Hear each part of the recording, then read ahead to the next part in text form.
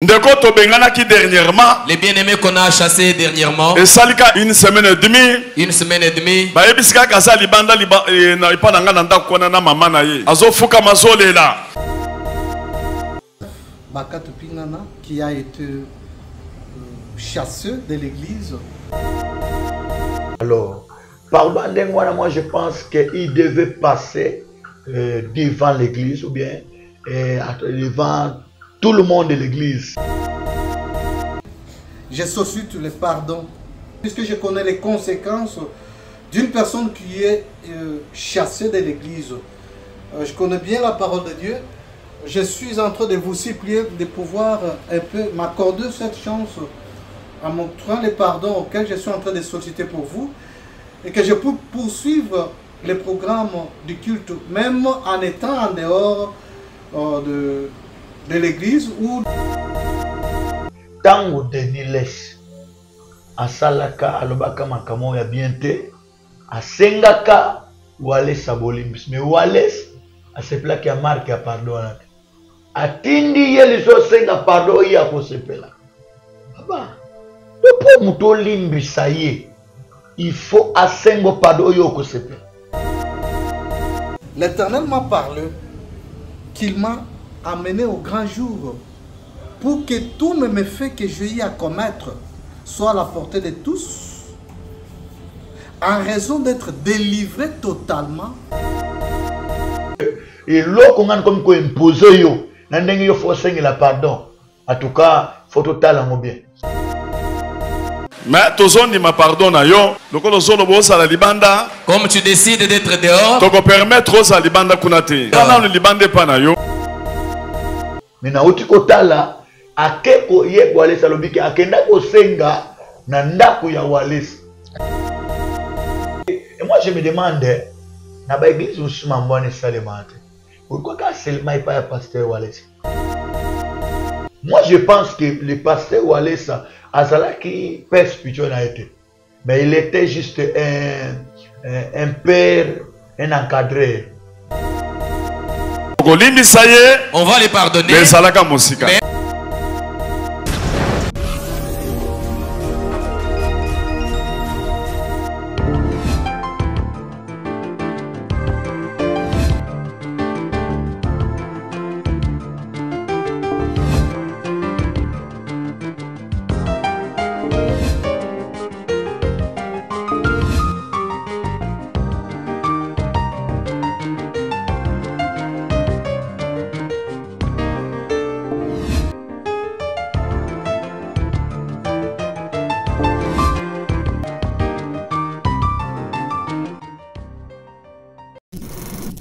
bonjour peuple de Dieu, partout vous êtes à 4 coins du monde, c'est votre humble serviteur, le frère Jires Mokwa.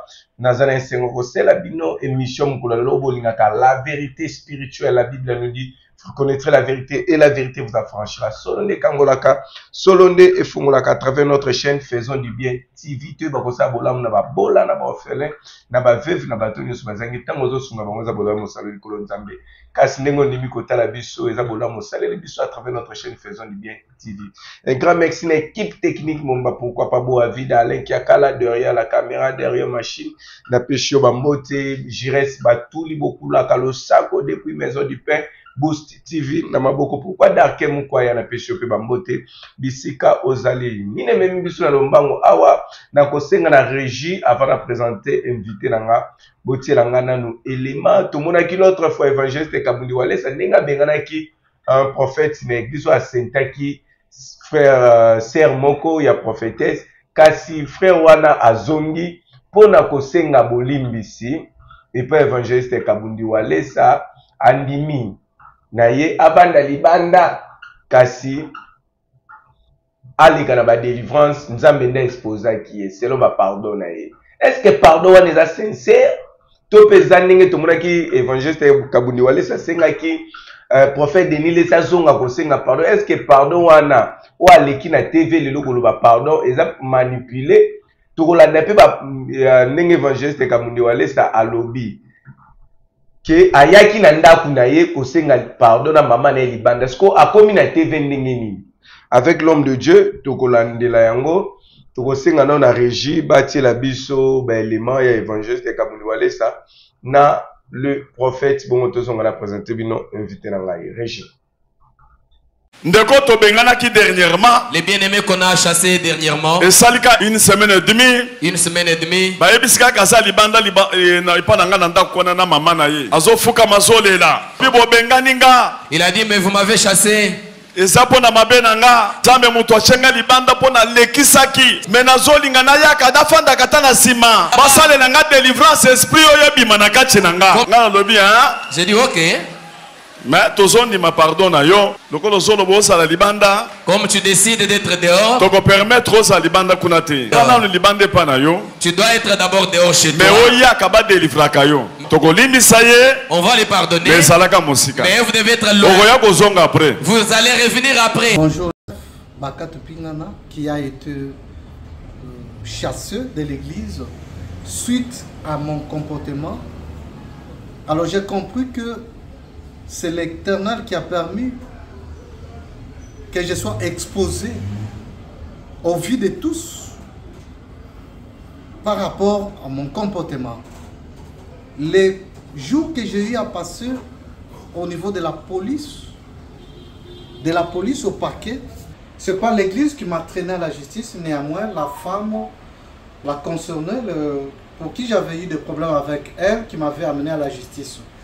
Mais au niveau de la justice, l'Éternel a permis qu'on a rendu des verdicts. Tout a été traité à l'amiable, on a finalisé les tout à l'amiable. L'Éternel m'a parlé qu'il m'a amené au grand jour pour que tous mes méfaits que j'ai eu à commettre soient à la portée de tous, en raison d'être délivré totalement de mes méfaits. Raison pour laquelle je suis venu au-devant de vous, vous l'église de Dieu, vous frères et sœurs, pour qui j'ai blessé de loin ou de près, je sollicite le pardon, puisque je connais les conséquences d'une personne qui est chassée de l'église. Je connais bien la parole de Dieu. Je suis en train de vous supplier de pouvoir un peu m'accorder cette chance en montrant le pardon auquel je suis en train de solliciter pour vous et que je peux poursuivre les programmes du culte, même en étant en dehors de l'église ou du temple, de peur que je sois en présence de mon Dieu, que je poursuive mon programme de délivrance en bonne et due forme sans problème aucun. Puisque ce qui m'est arrivé, c'est une délivrance totale que l'Éternel a permis. De peur que je ne puisse plus marcher à l'encontre de la parole de Dieu, puisqu'il a une mission vers moi. Et vous promets que je suis revenu totalement. Merci la régie, wana touti kota la mosala nzambe prophète nenga sengi pardon, touti komona pe évangéliste Kabundi Walesa limbisi kasi avant nanda kuna ye. Siko na kosenga na régie ba fongolela ngai caméra na présenter bino. Mon invité on a que kopesa bonjour prophète. Oui, bonjour frère Jirens. Bonne santé. Nzamba zobatela kime ezali. Kalo le kana chaîne biso. 2024 mo le quitter. 2024 na ibandeli. O le kate. 2025. Vraiment. Mais tu ko yamba o lisusu. Merci Papa Jirens. Merci beaucoup. Zamba zo lokumu. Nini ko lobana libota na nzambe etali o lisusu. Ah, libota na nzambe kolo apambola bino pona oyamba susu abino ndeko les prophètes Richard. Nalobaka autrement dit la machine de l'Éternel, parce que je suis l'instrument de Dieu, par la grâce de Dieu. Que le bon Dieu vous bénisse et soyez toujours fidèles dans cette chaîne, vous ne serez jamais déçus. Merci. Merci, c'est quelqu'un qui parle aussi bien de la part de l'Éternel. Moni place to sa l'émission, eza cadrement ya yimoko, c'est quelqu'un que je connais très bien. Azane tonga munene wazo kambeza na niveau ya rond-point là-bas. Ou avancer mon cœur, vous comme un triangle. Donc, c'est quelqu'un où on a aidé bien, on a aidé l'église, on a commencé une belle mission, l'église où on est à Zokamba. L'homme de Dieu, tout ce que tu as la vidéo, il y a évangéliste Kabundi Walesa. Oui. Na prophète. Prophète, oui. Avant de faire une émission, il faut analyser la vidéo, pardon. to bandana nous ko na le sambo bon to font l'émission. Merci. Adonai, Dieu Tout-Puissant, nous te rendons grâce parce que tu es bon, tu es merveilleux. Bénis ces instances et nous te prions à ce que tu sois présent. Parle-nous, ouvre notre bouche pour que ton peuple soit édifié, soit enseigné à travers ton instrument et bénis la chaîne ici, que cela soit encore béni pour avoir reçu ton serviteur au nom de Jésus-Christ. Amen. Amen. Prophète Mimi, l'autre fois, Babengana ki Mosala Nzambe, ou Senta ki prophétesse. Alors, Popo, il y a l'homme de Dieu, te belé, le lengya ko sale lango ba sepela kité. Alors, le Monique, le frère Yemoko a senti qu'il est coupable. Na ba acte na ye, na ba façon na ya tambusa ki vi na ye, a comprendre que Nzambe nda exposé ningi to tikota la vidéo. Aye ko zonga na sama kolo. Ya Mosala Nzambe ko senga pardon. To banana na pardon na ye. Est-ce que pardon wana ou ya lekilo na média, eza pardon moko eza sincère. To pesa pardon mon manipulé et pas évangéliste Kabundi Wallace. Bon, de toutes les façons, c'est que moi je dois dire eza vraiment un bon pardon. Pourquoi? Eza eloko esalema qui en plein air dans l'église. Je pense que acte oya kometaki ezokisaki pasteur, ezokisaki communauté ya centre de réveil, je pense. Il y a évangéliste Kabundi, corps du Christ même. Hein? Quand nous disons corps du Christ, c'est toute l'église corps du Christ.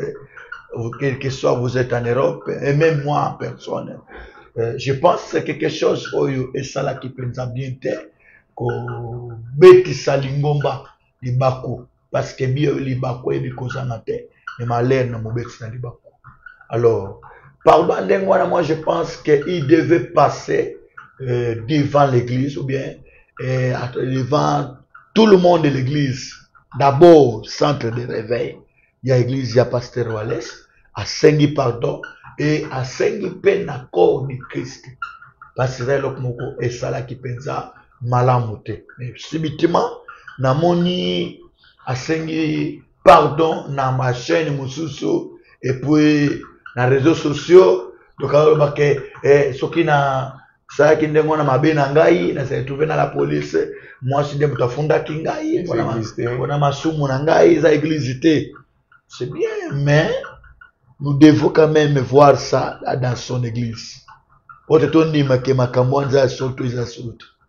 Il faut tout le monde aille akende na kata église.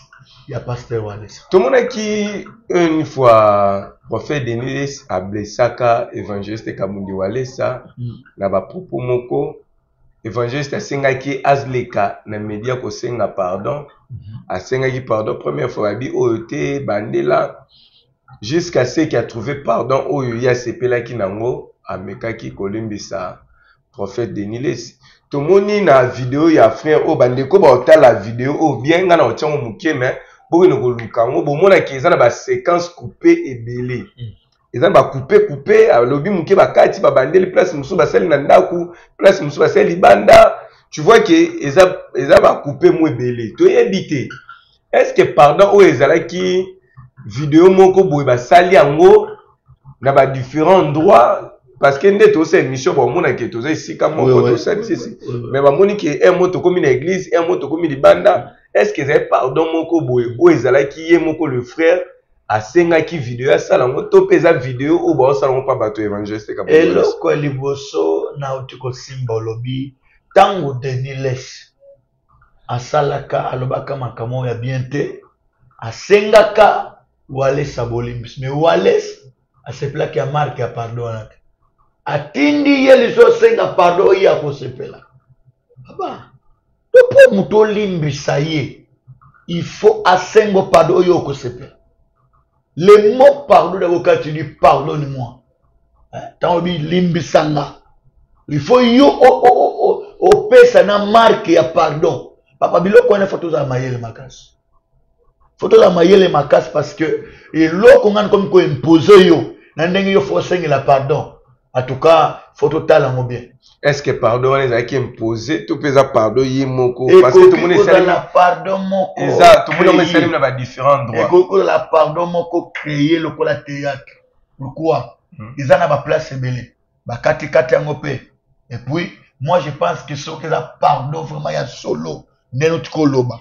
Les pasteurs ou bien les prophètes là doivent rentrer à l'église. Parce que ce qu'il y a dans l'église, il appelle les pasteurs Wallace Aouyambaye. Il a son numéro.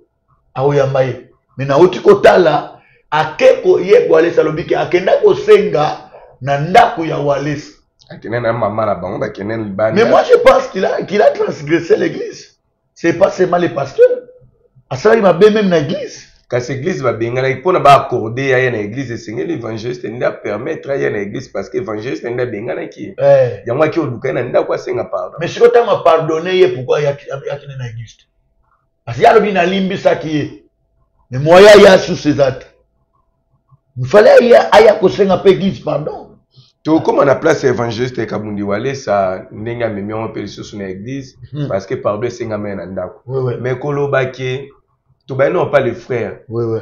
Est-ce que pardon wana ezate pardon moko boy o ba braquer caméra par force à senga pardon. Certainement. Parce que ce que ça qui a idée à senga pardon l'homme de Dieu alingaka ça dans les médias directement mais le premièrement qui n'est pas pasteur n'est pasteur évangéliste. Allez ba pousser yene comme ça. Est-ce que ça qui pardon pousser et moi je me demande na ba église où mambone seulement.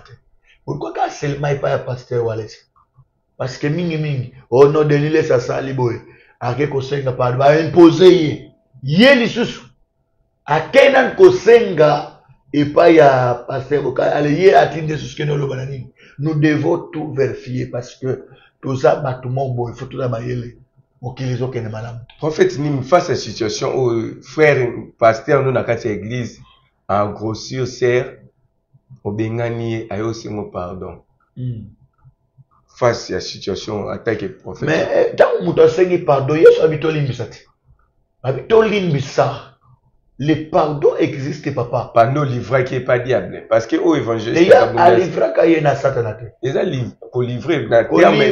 Parce que tant Obengani est déjà libandé église. Pour livrer, ça wanate à salaki. Aboto lui même identité na ye ceux qui ont yabo yambe na kombo na ngate parce que non ko livrer et ça c'est-à-dire vous fumule les portes na diable mais le pasteur ton Nathalie ce qu'il a fait quoi il lui a fait quitter de l'église excommunié alongoli na ingolingombe excommunié mais à livrer qui na Satan parce que livrer mutu na Satan c'est-à-dire au pesi permission à Satan à dévorer à ça n'importe quoi. Mais là, prendre ce le bac à monter. Donc, au cas où ça peut ministère. Très bien. Moi, je pense que le pasteur Wallace Azala qui père spirituel a été. Mais il était juste un père, un encadreur. Donc voilà, vous m'avez que ça derrière la vision na yo. Donc on va faire le bac à kautaka quelque part. Nde aya ko senga eke nzambe mutalakisiye. Basala ministère, va travailler ensemble. Donc, à la père de la foi n'a été, père légitime de la foi. Na yakinde pote va travailler. Aki pour travailler, va comme quoi va collègue. Collaborateur. Ce que ton collaborateur a sali lo kwa bongo aye ko singo pardon. Le quoi collaborateur ko tiki pas ki na parce que za mwana na ote. Non, tozaka te pona bana. Collaborateur pe za mutonza mana posa. Tant au collaborateur a yé à sengi bolimbis, tu dois le pardonner. Yona no limbisate. Yona no boya pardon mutena. Yona na domaine à pardon so muta sengi pardon, il n'a plus de problème avec toi. Nzamba limbisiye, so yo boy ko limbisaye, mukumba wana yikomi ayo. Mais pourquoi le loba ma tout l'église comme gérer à niveau ya internet? Kunande makambeza. D'autres longues na tomo sala ba théâtre na mamanzambe. En tout cas moi je ne pense pas je l'ai dit que mutu jamais comme makambu ya bolimbi subie makambani no même en internet. Qu'est à quoi sert? Moi je na poser donc tu ça le la polémique mon boy. Ou bien mo sala combo na yo. Mo sala combo na yo. Makambu oyo kolimbi sa mutu yé ko ça na internet. makambo ya otamususu ya moto ayeko sengo bolimbisa ndako yeko sala ni na chair kasi na chair parce que les cas qui na chair tant abengana ke zena loso église les cas na chair mais faut fandisa nini ezakana nini babengaka équipe ya ba sage bango nde faut fandisa to sala ne to limbisi azande kona biso mais c'est pas bien aller dire ça c'est devant du haut de la chair et puis aller dire ça dans des réseaux sociaux à quoi ça sert? Est-ce que évangéliste ya mundu wale samtasenga les canaux réseaux sociaux ba kilt mais dans le lobby video pe kilt les canaux en direct et les canaux en direct parce que ceux qui les camo et salemi na kolobango te il y a des choses auto résiva au lobana chair au moins la caméra au carte na lobian oui est-ce que pour na moment wana caméra zo zwanga direct na moment mateya pote batwaza la édifier vous savez to les canaux chair pour édifier peuple l'évangéliste au Cameroun wale ça édifier abatu a édifier ka batu mena domaine wana ezamo erreur ce sont des choses qui ne devaient pas se passer du haut de la chair. La chair est réservée pour prêcher l'évangile. Aye na dossier wana na kati ya église alobi ndeko to bengana ki awa. Aye na ndako na ngai na mama na bango senga pardon. Alimbisi kasi azonga l'église lisusu te. Nenga ndimi koleka na délivrance aya kani ba délivrance na ye ba sele de délivrance kasi église aya kali lisusu te atika la kaka kuna. Esika zali. Mais motukuta lobaki kuti na humilité na moi j'aimais. Na humilité na yarobi ki avanda kata libanda. N'est-ce pas ezana mutu moko oyo ayaki epa na Yesu na Bible. Ayaki epa na Yesu kosenga lobiko ya mwana azobela. Mais réponse Jésus akini ba pesa biloko bana bambwate. Mais quelle a été la réponse de cette femme? Tata mbwa alia tata taba poussière ezokoya. Na sa mesa ya mukolo na. Donalo kotatani et parole wana ça touchait le cœur de Jésus. Et simba ki motema epe Yesu akomisa ki mwasana pourquoi? C'est parce que nano amona muta kondima ndingo wanate. Comment yo mutu andimi kutu? C'est une sagesse pour ça là qui même ata ko changa su paskete. Mais pose na za kata mundimi. Na yo kata liloba. Même ata ko zonga sanga sute. Est-ce que l'église va mutoko moboya bandi? La église vraiment église ça ima pona bato masumba ya babika. Babongo la mitema. C'est ça l'église. Celui là bien yate. Bon, ami wan so keli felu sikoyo. Tant yo boya mon église. L'église ba benga na mutu te. L'église ba boya ka mutu te. Ba boya ka mutu l'église te. Kasandimi aya avant d'attendre mon délivrance alika délivrance. Et puis avant d'attendre mon ba reserver pendant temps na délivrance so ba moni c'est bon ba ko zonga c'est. Yo yebisa na mutu ndima ya ko vanta mon ndima mais kitisi. Assimilier. Ayo lobité awate. Ça bongote. Ce que fait évangéliste ça. Il fallait alimbisa et pas être savant. Le col comme bongo yaka zalana na mondibiso nyonso to papa na parcours na mo expérience to kutana ngo. To mona ngo quelque part pe tout ça la salango. Uche mutu ovandi se mais aussi prier ba charge nae. Vous on devant l'église que ne le recevez pas le col la pasteur nanda. Pour le moment, il revient un frère. Pourquoi il y a un limite qu'on est encadré abandela à zéro. Alors, ndenga sa boy, yena nzambe mais bino boy ambete le la pasteur. Mais ce que ça là ba biebele évangéliste amelia tondia bo asanzate. Olobi asala ba mabebele évangéliste. Mais attendez la mission à moteur. Moi je pense que ce que le pasteur wale sur le la boye c'est kakanaye. C'est kakanaye kala. Mutoko se mboyi msala mikitisi. Mais yo boyi kaka. C'est kakanaye kala. Mais baloluka occasion na ozolaye. Mon frère, sois un pasteur d'église. Mutasalo mabe ko senga bolimbisi. Ndima bolimbisi wana. Yamba yelokola mutamaso. Ayake pana esule la masomo na ye. Olimbisa yevandisi wana kama loba nzambe. Wana susa amnebika. Azo pe délivrance. Yo boyi. C'est qu'on a poussé bat babikate. Est-ce que déjà la namate évangéliste comme bamso bien té raté est-ce que est-ce que vous avez déjà maté ou édifié yo au mona qui ko changer mutu na kati ya église évangéliste comme non maté je la casa pasteur D'abord, on reconnaît un ministre de Dieu dans la parole. Il faut que Moutaza, ceux qui sont évangélistes. Mais est-ce qu'il y a déjà parole où il y a été édifié? Parce que le bi avant d'aller au matin, il faut changer. Tout le monde a nani oyo bouquet tu le bas évangéliste non yo kama te ta mona ka mutu ashi ba musupe ba ba mona no est-ce que yo déjà mona maté oyo pasteur wana ko zonga édifié? Certainement à cause de la édifié. Obenge évangéliste, un évangéliste fort dans la parole. Ateaka. Kasaloba mutu nyoso sala ba pratique ma bien na sika na kati etonga na te. Non.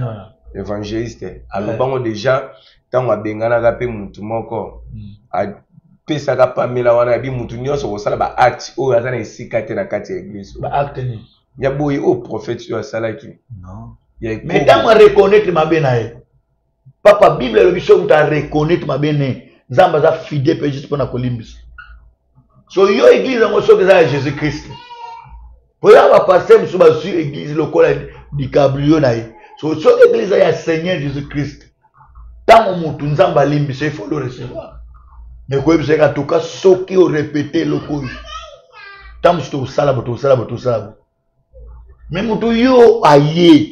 Faut le recevoir mon frère. Faut le recevoir. Parce qu'il y a qui est pas ensemble. À la pose à l'obico. Moi je pense que c'est ça la vérité. Pourquoi le pasteur bokoma d'abord gay moko boye loko la bino ndi bokoma banzambe monopole ya parler si même na maboko na bino monopole ya nyonso tant tout mon évangéliste ndié pardon ya kolimbisa ma ya le prophète wana si même na maboko na ye. Ah bon et kolimbisa dépendant na moto ya na moto so singe bolimbisa pa boy kolimbisa. Ils parce que bon, Martin Abisso n'a pas vexé kaka. Confiez-vous à l'Éternel, vous serez affirmé à mes serviteurs, vous réussirez. Le quoi vous réussirez par ce serviteur, tout dépend de la serviteur. Mais un vrai serviteur de Dieu, ozo se confie na lui. À orienter yo. Pourquoi nzamba lo bakali kama réussite? Mon frère, parce que l'affermissement, c'est Dieu. Nzambe akoaffermir yo apeso makasi. Nzambe apeso makasi akokembesa yo. Mais le domaine ya réussite ezaka na makasi te. Domaine ya réussite ezaka na makasi te. Mais ezaka na orientation. Pourquoi makambo to eleka na église ya évangéliste kabundi wale se créer toujours ba scandale? C'est pour te dire ko mutalekisa na internet. Pourquoi makambo to ya église? Est-ce que yo so mona pena masolo eloko ndingo na lection na internet? Ya Marcelo pe mamebele leka kuna. Mamebele leka mais peut-être par exemple. Église nini pasteur nini non scandale ni monte leka na niveau ya internet. Basé bien. Et muté ko senga bolimbisa les fautes ko zo mo image. Et muté na niveau ya scandale. Bon ya bandimi poni bazo image na moto. Muté na niveau ya scandale. Ya bi bandimi o bazwaka ba ça ba défaut. So yeko senga bolimbisa pasteur pourquoi lection na internet quand il y a pasteur de fois lection internet. Ça vous savez que moi j'ai compris au Congo mon frère je reste. Si tu veux construire ta maison, il faut détruire la maison de l'autre. Hein? Seulement ton anda il faut bouka ya moninga pour yo matang makasi. Ah bouka ya pasteur on a parce que na bête la yo histoire moko vrai ya un africain moko. Un africain va travailler na société moko mindele. So moninga na ye moko travailler makasi mindele lobby. Lokola asalaki makasi. Yebisanga na pesa ye nini mais eloko nga na opesa ye yo na opesa moko ye kozala fois 2 so yebisa nga eloko ni na pesa ye yo pona pesa moko yazo ngo mibale africain wana tali alobi nini alobi soki na lobi ba pesa mi mutuka donc ya ozo mibale nga na ozo moko so bi ba pesa ndako yazo 2 ndako nga na za na moko alekela nga point. Donc Congolais alinga te balekela ye. So mutu wana pota traiter makamona malamu batuni pas chef na patron bango na pesa ni. Ou bien yo na pesa ni po ye na pesa mi balé. Obi ke patna ne papa wana lobaka tobola ngalishi. O seki on comprend sikoyo ke ba africain baza batuté. Abi tobola ngalishi. Obi ke ye ba tobola mi simi ban. Donc Africa ya ko mona ndeko na ye na kimia te. Anya ko mona ndeko na ye ko progresser te. kozala stabilité. Il faut aluka kaka abukaye asala bopoya sani amona kondireye. Papa, vous êtes sûr que lokola la Bible nous dit il y a d'autres péchés à battre facilement. Mais ma soeur battre mususu et mon difficilement. Il y a un pasteur musu lelo tondi mais la maman lobi lobi mabele maman komona. Ndenge pitu mwanza embakala te tokoyeba bango na misala na bango. Donc c'est-à-dire kalaté il y a na batu sur le mabena bango nane monanité. Mais tout est dans 3 ans, dans 5 ans tokoyeba bango. Est-ce que parlons du 9 fruits du Saint-Esprit. Quand on monte à évangéliste, Azana a apporté tous les 9 fruits du Saint-Esprit. Apportant. Tant au tel évangéliste Kaboulouale, ça a apporté 9 fruits du Saint-Esprit. Les 9 fruits du Saint-Esprit, moi je pense que Nazana ne peut pas juger. Tu as tourné au monde, on a habité au juger. Par rapport à acte Oyo, Ezoleka. Non, acte Oyo, Moutou, est-ce que ça a 9 fruits du Saint-Esprit par rapport à acte? Dans le Bible, ce qui m'a comme na nyoso, c'est qu'il y a comme une âme. C'est qu'il y a comme une perfection. Maintenant, tu as comme une perfection. Tu as une imperfection. Tu as une perfection. Azana ba défaut, azana ba erreur, azamutu. Est-ce que ba défaut les amis qui sont amis? Non, papa, yana lo bien. So na vanda kanaye, na koyeba ko qualifier parce que mutu po yeba ko qualifier, faut yeba yi. Faut yeba yi, mais j'ai pas eu le temps ya kuvanda na yeba oya sala kana butu, oya sala na tongo, na ndako na yaza kandenge nini, parfois biso to mona kana na télévision. Mais to ebite o ile na ndako na. Tu éviter au électeur na ba réunion ya entourage équipe na tu éviter donc mutu faut yeba ko qualifier je peux pas me lever pour na que oui yé pensable non na ko lo ba oui mais nzamba rejeté il y a eu un prophète dans la Bible comme ça akenda ki po onde roi na ndako Isaïe et qu'est-ce qui s'est passé nzamba bin je l'ai rejeté donc si moi je dis que oui il a les 9 fruits et que Dieu lui rejette na ko risquer na so problème na nzambe c'est parce que na tout el mutolo Bible dit à la la confiance c'est pas mon. Je ne peux pas qu'on a toutes les tolotés. Pour ça mon tout. Mais tant on t'a lié face à cette situation. Non, moi j'ai bien dit que l'homme de Dieu face à la caméra ni non de l'évangile. Moi j'ai bien dit que moi je pense que les pasteurs ou Alex avant même de faire des choses à mes canaux qu'on s'en a sagesse au Saint-Esprit. Ah sagesse au Saint-Esprit. À Sengaka toujours, à Sengaka. C'est très important. Pourquoi? Deuxièmement, il faut azalempe na bolingo batu. Moi si j'ai la bolingo batu non, moni bolingo ko na bolingo ya batu mususu me ba mususu pe. Total la pe bilonga ko lingate. Je me demandais si c'était son enfant qui a fait ça. Ouais ko sala ngobongo. Personne n'a réponse papa journaliste. Si c'était son enfant, son fils biologique. À cela qui acte wana à quoi les sont na chair n'engwa pe à combien frère parce que nous les pasteurs aujourd'hui même les pasteurs lelo ba comme ko sala ke yi a comme mobangé azui mwana na ye a tché wana pasteur est-ce que leurs enfants leurs fils n'ont pas de défauts soit à l'église il n'y a pas des anciens ou des collaborateurs ou baza dignité ko le katam susu mwana na yo o tchaya akam selengomba. C'est parce que tozu ba église, le col ba boutique na biso, le col ba digablo na biso. C'est pourquoi il faut tout comme ça le col à royaume.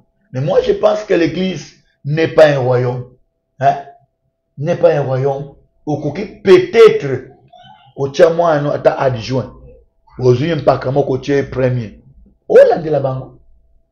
Mais les autres comme moi il y a tout une question est-ce que si réellement si c'était le fils du pasteur de Kabundi Wallace ndemo ta sentaki eyakele kaboy tam so ngaka vansa nani comité de sages oh bomondeni ça va toujours vendre ça ya partir sikoyo vraiment yo vanda nano pour santé petam so banga bazipango bake babali mwasi wana basali nyoso omoni mwana nga abali papa nous les hommes de Dieu nous serons jugés très sévèrement.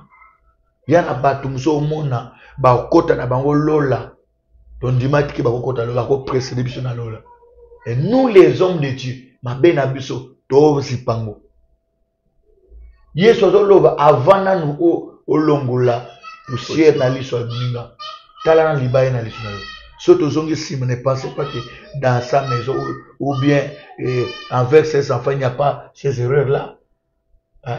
Alors pourquoi sikoyo oko juger mutu lokola mwana te ko juger mutu lokola moko ya bana na ote to zappe na bolingo mo bete na ko sala eboite. Moi il m'est arrivé dans mon église un pasteur à Saint-Anne sert église. Qu'est-ce que je fais? Je fais quoi? Na sala que pasteur wana vend siye en tout cas mon frère yo vandanano okoko sala sunzambe te par rapport à loko sali. Mina ko sala mon réseaux sociaux.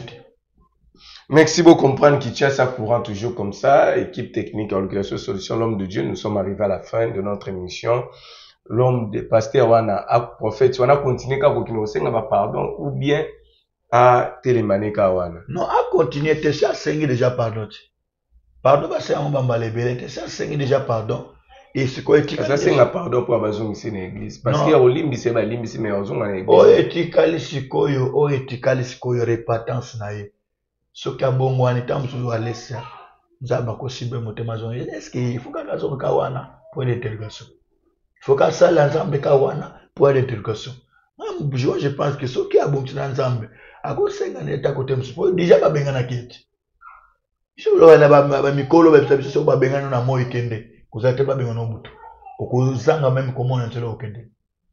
To di seta wasali ngona famo na musika atamso pala so ba lingina ba ongate. Na kena kaka. Merci, numéro de téléphone. Vraiment que Dieu vous bénisse. Le numéro il y a téléphone Zali plus 243 89 87 59 834.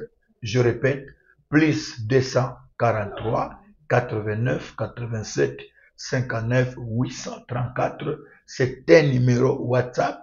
Alors, ne faites pas des appels normaux. Écrivez-nous sur WhatsApp et vous allez nous rejoindre. Que le bon Dieu vous bénisse abondamment. Merci, nous sommes arrivés à la fin de notre émission. Aimez, commentez, partagez, likez. C'était votre humble serviteur, le frère Jérémy Moka. Le prophète Richard Nini, au hasard représentant légal et église, la même puissante de l'éternel. Oui, se retrouver à niveau, il y a là-bas. Tata, moi, je m'arrête par ici. Ceux qui connaissent Massi à Bombi, Pabate Bisso, j'espère te écouter prochainement. Merci. Que Dieu vous bénisse. Merci. Congo Clean, entreprise et salami pour nous aider dans la climatisation, climatisation, il y a Nituka, climatisation, il y a restaurant. Par problème, il y a la climatisation, il y a la chambre froide. Congo Clean est pour nous résoudre l'amour. Tout à l'heure, pour l'entretien, réparation, tropé, montage, il y a la climatisation. Pour vous avez un problème parce que vous avez des techniciens ou des qualifiés. Pour vous avez un numéro 089 38 02 531. Dans les sous 089 38 02 531 097 84 81 585. Pour la biseau, vous allez la boulevard en 30 jours, dans les mêmes épaules ici. Béga, Congo Clean pour la solution.